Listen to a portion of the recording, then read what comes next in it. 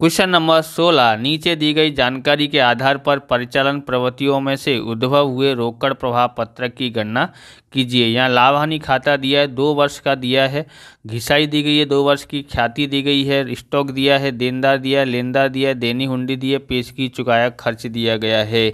तो यहाँ पर आपको चालू संपत्ति और चालू दायित्व जो है उनको आपको पहचानना है। सबसे पहले ये काम है। तो यहाँ पर देखो चालू संपत्ति और चालू दायित्व कौन से हैं, पर वो हमको निशान लगा देना है जिससे हमको पता पड़े, उसको हम लोग बाद में करें। ओके, तो स्टॉक है जो है, क्या है स्टॉक, संपत्ति है, चालू संपत्ति। देनदार भी चालू संपत्ति है। लेनदार हमारे दायित्व हैं और देनी हुंडी भी हमारे दायित्व है।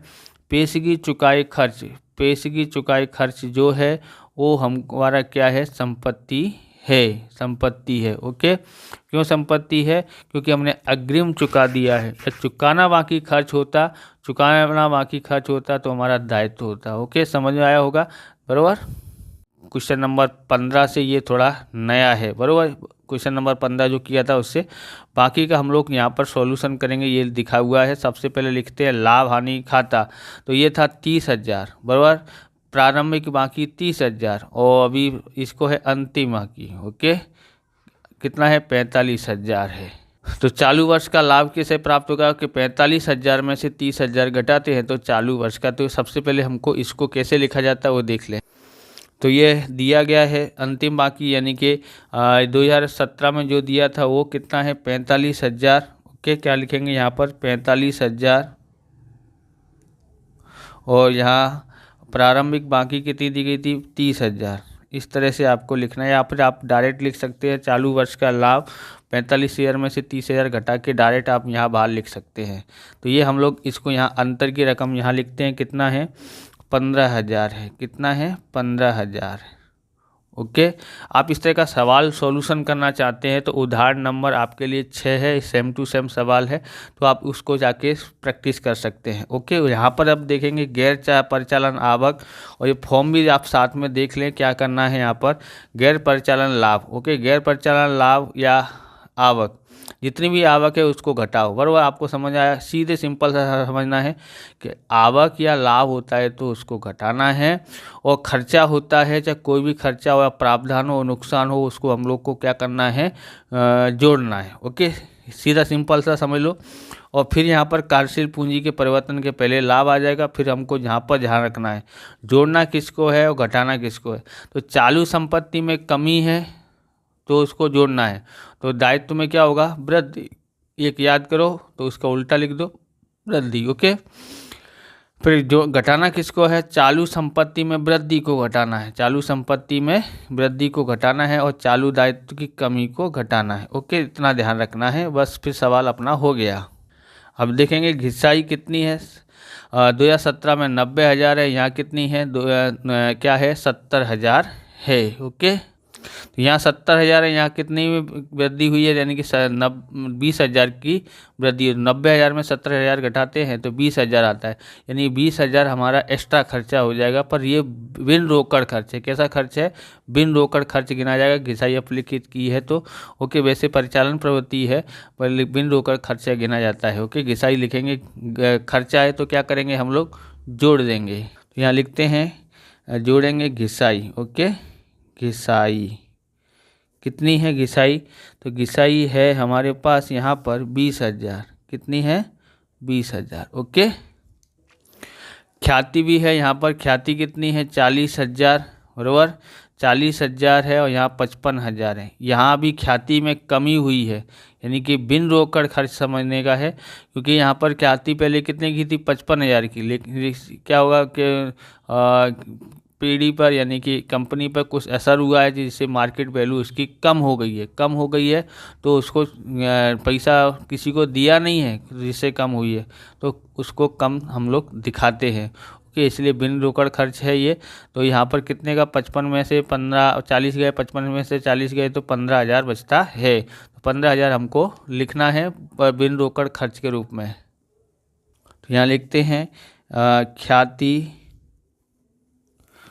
क्या है, ख्याति, तो कितनी है ख्याति, तो 15,000।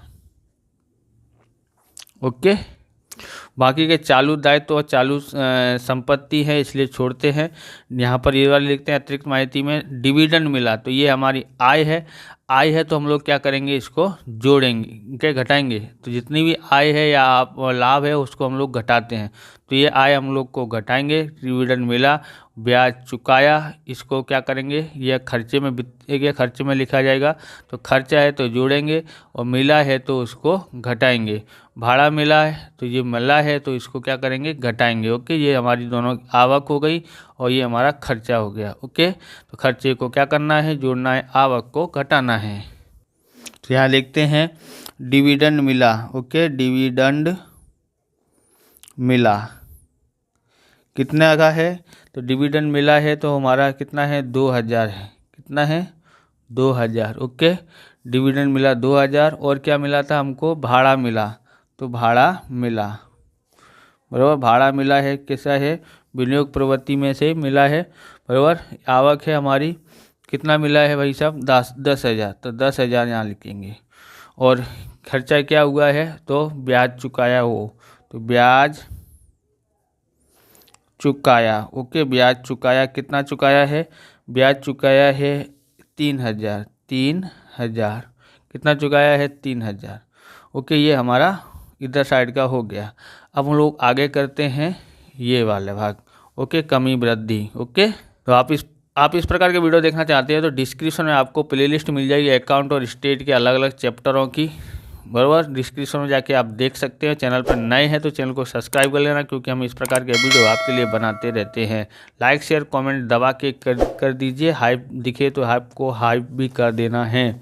चलिए हम यहाँ पर देखते हैं। अब यहाँ पर संपत्ति में क्या होता है, अगर संपत्ति में कमी है तो जोड़ेंगे, संपत्ति में वृद्धि है तो घटाएंगे। दायित्व में वृद्धि है तो जोड़ेंगे और दायित्व में कमी है तो घटाएंगे। ओके, समझ में आया होगा। एक याद कर लेना संपत्ति का या दायित्व का, दूसरा उल्टा समझ लेना, इस तरह से आपको जल्दी आएगा। तो यहाँ स्टॉक है 60,000 और 45,000, बराबर। चालू वर्ष में 60 है और यहाँ पर है 45,000। 60 में से 45 गया तो 15,000।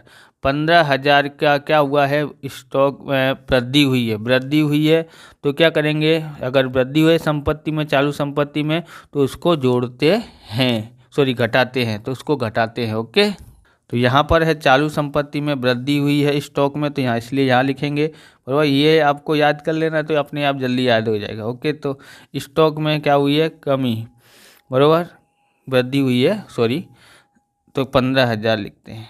कितना लिखेंगे, 15,000 की हुई है। तो यहाँ पर लिखना हो तो आप ऐसे लिख सकते हैं कि चालू संपत्ति में वृद्धि स्टॉक, इस तरह से लिख सकते हैं, अथवा तो डायरेक्ट स्टॉक लिखेंगे तो भी चलेगा। और यहाँ समझना है तो ऐसे लिख सकते हैं कि 60,000 में से 45,000 घटाया है तो हमारे पास आया है। लिखना हो तो लिखो, नहीं लिखना हो तो कोई वैसे ज़बरदस्ती नहीं है। ओके, तो देनदार देखते हैं। देनदार कितना है यहाँ पर, 50,000 और 90,000, बराबर। 2016 में 90 था और 2017 में 50, घट गया है। अगर क्या बोलते हैं देनदारों की कमी हुई है, देनदारों में कमी हुई है, तो इसको क्या करेंगे, जोड़ेंगे। क्या करेंगे, जोड़ेंगे। ओके, तो जोड़ते हैं इसको, तो यहाँ पर जोड़ते हैं देनदार। देनदार संपत्ति में यहाँ पर कमी हुई है, बराबर। कितने की कमी हुई है, तो 90 में से 50 घटाते हैं तो कितना आता है, 40,000 आता है। ओके, बाकी के ये तीन हमारे क्या हैं, दायित्व हैं। लेनदार, बराबर। लेनदार कितना है, 60 और 40। लेनदार में क्या हुई है, तो यहाँ पर देखोगे 2016 में 60 था और यहाँ पर 40, तो यहाँ पर कमी हुई है। कमी हुई है तो हम लोग इसको क्या करेंगे, तो इसको घटाएंगे। ओके, कमी हुई है, दायित्व में कमी हुई है तो घटाते हैं। तो यहाँ लिखते हैं, क्या लिखेंगे, लेनदार। लेनदार, ओके, लेनदार लिखा, कितना होगा, 20,000। अब आगे और देखते हैं।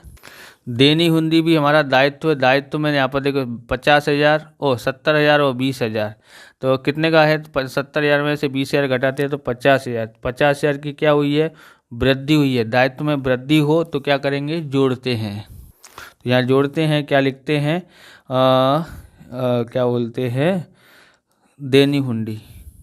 देनी हुंडी, ओके, कितना है, 50,000। एक और दायित्व हो जाएगा तो हमारा सवाल हो जाएगा। तो पेशगी चुकाए खर्च जो दिया है 10,000 और 15,000 दिया गया। कितना दिया है? 10,000 और 15,000। तो ये हमारा क्या है?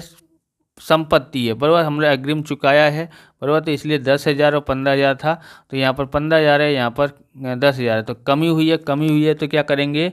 जोड़ेंगे। संपत्ति में कमी हुई, चालू संपत्ति में कमी हुई, तो हम लोग उसको जोड़ते हैं। तो कितना का अंतर है? तो 15,000 में से 10,000 घटाएंगे तो 5,000 आता है। तो यहाँ लिखते हैं पेशगी चुकाया खर्च। पेशगी चुकाया खर्च कितना है? 5,000 है। अब हम सब सॉल्यूशन करते हैं यहाँ से। ओके, तो सबसे पहले हम लोग यहाँ का टोटल करते हैं। कितना आता है? 12,000 आता है। कितना आएगा यहाँ पर? 12,000। ओके, 10 और 2 12। अब इसको क्या करना है? घटाना है। ओके, घटाओ। तो 15,000 में से 12,000 घटाते हैं तो कितना आता है? यहाँ पर 3,000 आता है। कितना आता है? 3,000। अब यहाँ पर क्या करना है? इन सब तीनों को जोड़ते हैं। 20 और 15 35, 35 और 3 38, 38,000 यहाँ लिखना है। और इसको क्या करना है? जोड़ना है। तो 38 और 3 41 होता है। 41,000 यहाँ आया, बराबर। ये क्या है हमारा? यहाँ पर लिखना हो तो यहाँ लिख सकते हैं। क्या है ये? 41,000 यहाँ लिखते हैं सामने। कार्यशील पूंजी में परिवर्तन से पहले का लाभ। ओके, यहाँ पर हम लोग कह सकते हैं रोकड़ प्रवाह। प्लस में है इसलिए आवक रोकड़ प्रवाह।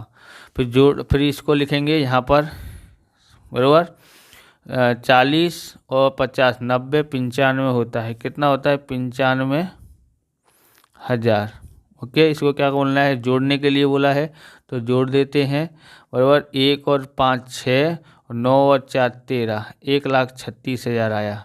इसमें से हमको ये घटाना है, जो इनको जोड़ के लिखते हैं यहाँ पर। कितना हो जाएगा? 35,000। कितना हो जाता है? 35,000। ओके, 35,000 यहाँ पर इसको जोड़ते हैं तो हमारे पास क्या घटाना है? घटाने के लिए बोलता है तो घटाते हैं। और वो यहाँ घटाव लिखा है ना, 6 में से 5 गया तो 1। ओके, 3 में से 3 गया 0 और 1 का 1, 1,01,000 आता है। ये क्या है हमारा? तो ये है परिचालन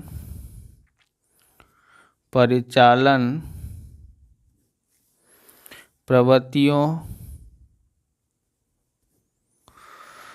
में से उद्भव हुआ शुद्ध रोकड़ प्रवाह। शुद्ध रोकड़ प्रवाह कितना है? 1,01,000 है, बराबर। आप ये पेन खरीदना चाहते हैं, ये है यूनोमैक्स का जेलटॉन पर्ल है, बहुत ही शानदार है। खरीदना चाहते हैं तो वीडियो के नीचे लिंक दिए, वहाँ से आप खरीद सकते हैं, या फिर डिस्क्रिप्शन लिंक दिए, वहाँ से खरीद सकते हैं। इस तरह से हमारा ये सवाल पूरा होता है। अगर आपको हमारा वीडियो अच्छा लगे तो लाइक करें, शेयर करें, कमेंट करें। चैनल पर नए चैनल को सब्सक्राइब करें। मिलते हैं नेक्स्ट वीडियो में। जय हिंद, जय भारत, वंदे मातरम।